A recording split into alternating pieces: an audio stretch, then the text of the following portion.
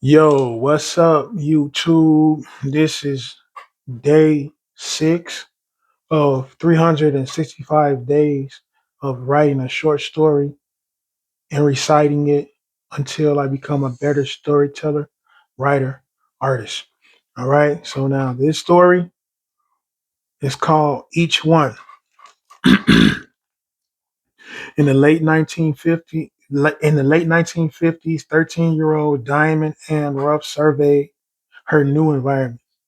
Bushes perfectly trimmed sat welcomingly along the passage, and benches occupied by students. The school sat in the center of the campus, intimidatingly.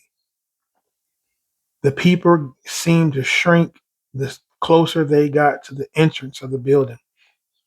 Looking over her shoulder for reassurance, her mother returned it fully. She clutched her notepads, accompanied by two men wearing long coats, a silver badge of authority pinned to the front of the bosom of the jacket of the coats. One detective expression remained steadfast. The other detective had a deep scowl. Anxiety weighed her head down. Anxiety waved her head downward. Every few seconds, her eyes would peek out the corners to catch a glimpse of her peers. The principal had been expecting them. He sat at the entrance, greeting the incoming students. Curiosity forced another quick peek, hoping for a friendly demeanor. She locked eyes with the student. Their expression grimaced. Another whispered to her friend, giggling.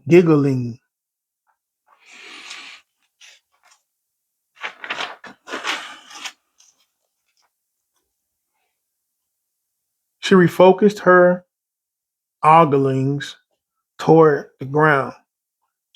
Under her feet was a classroom number, 101. The principals had left the detective double hand grip. The principal approached her. Hello, young lady. What is your name? She slowly peeked up at the man.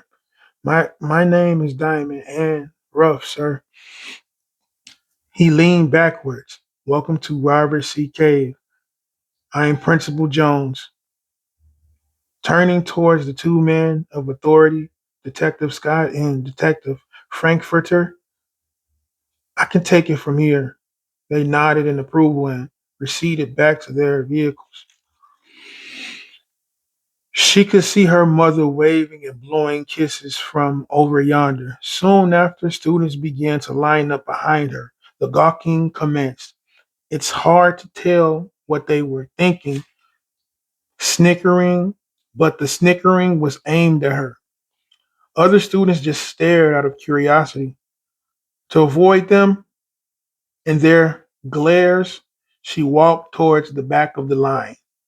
Though it didn't make much of a difference, she still stuck out like a sore thumb.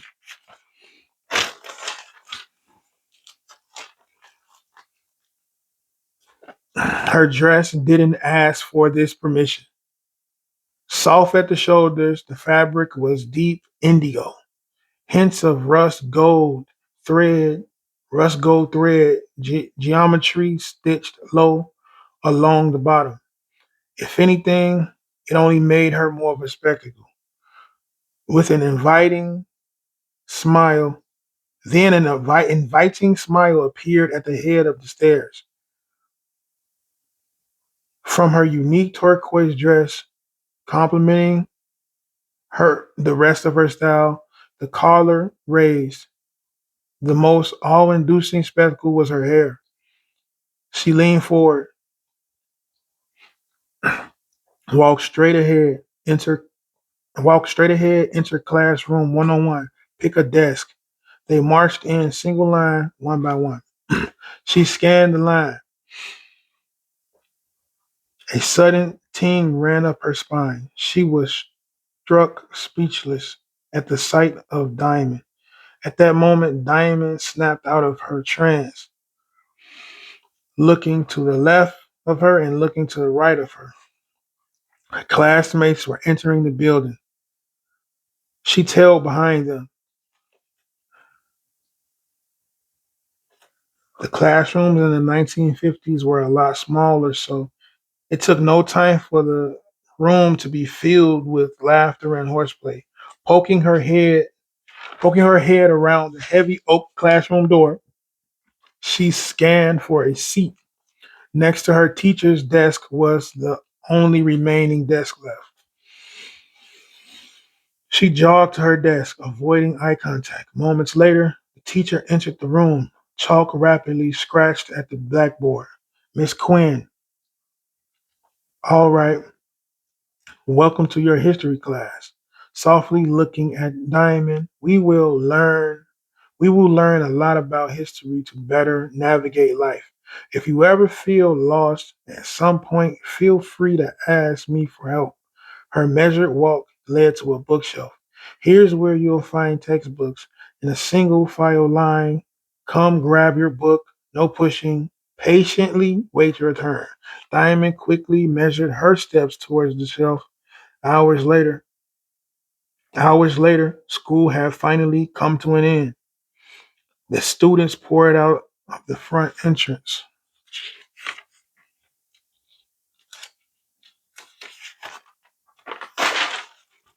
Gazing through the herds of young people leaning gently up against her car, her mother waited silently. Laughter erupted from every direction. The detectives exited their vehicle. Though the crowd Through the crowd pierced a indigo blue. She stepped forward, slightly waving to her daughter to gain her attention.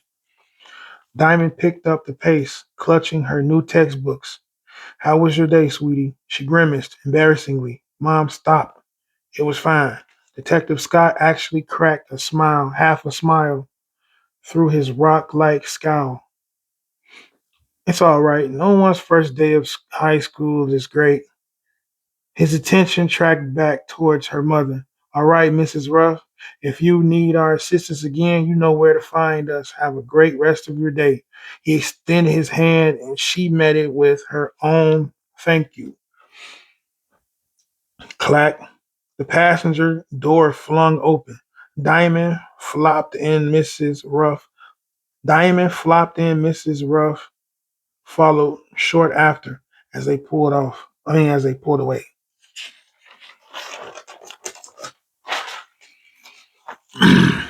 The vehicle beside her gawked.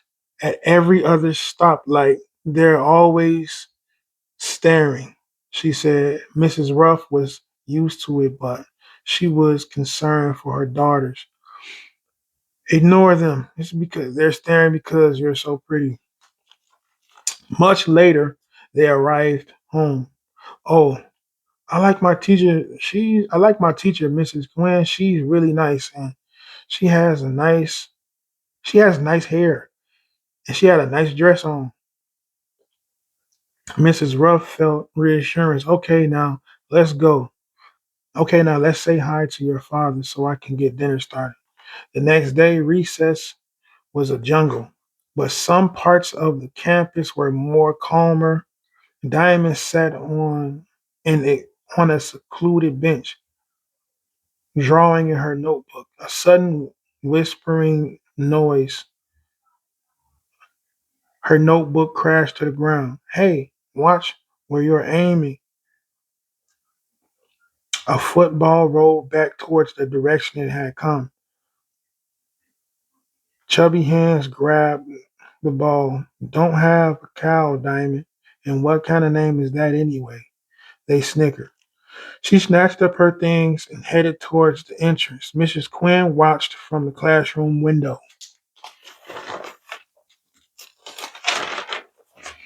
Mrs. Quinn opened the door for her. She entered, changing her demeanor from frustrated to somewhat reserved. Green checks and red X's marked on random worksheets. Mrs. Ruff, why did you end recess so early? Diamond plopped into her seat with her arms folded slightly.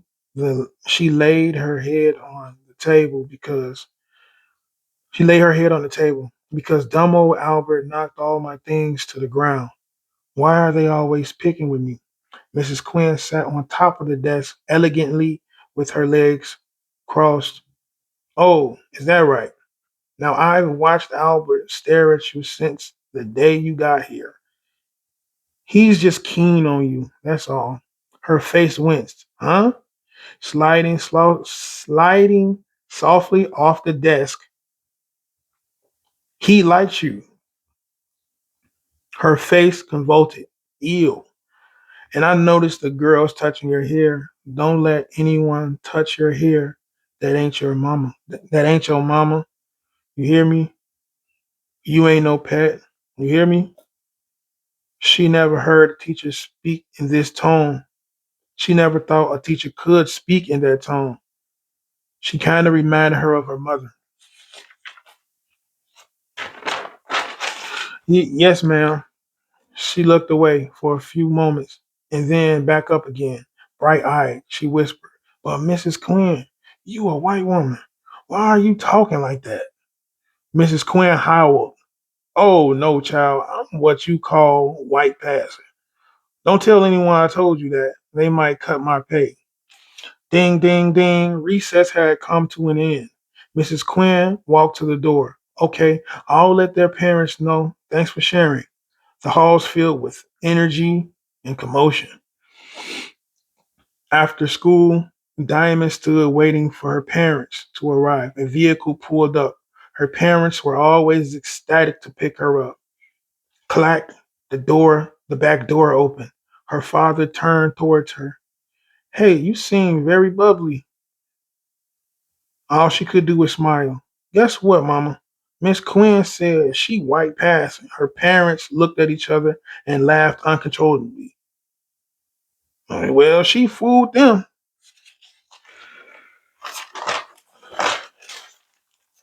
Oh, and that boy that I told y'all that been bothering me, she said he likes me. Her father couldn't believe it, immediately expressing his disapproval. All right, this is day 6, man. It's not gonna always be clean.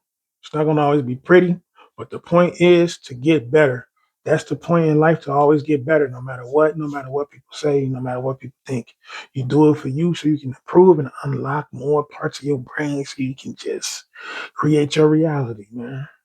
Yeah. Day 6 down.